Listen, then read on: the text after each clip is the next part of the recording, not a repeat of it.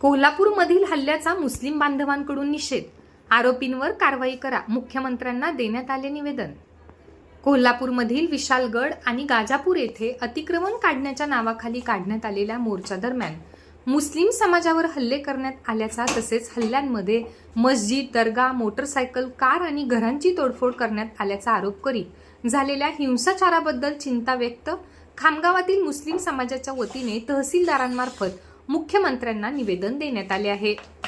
या निवेदनामध्ये छत्रपती संभाजीराजे यांच्यासह इतरांवर तात्काळ कठोर कारवाई करण्याची मागणीही करण्यात आली आहे.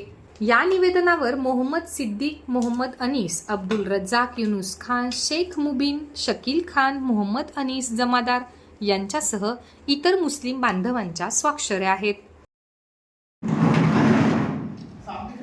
हाँ बस ओके। अनीस को सामने अनीस ने दिखा।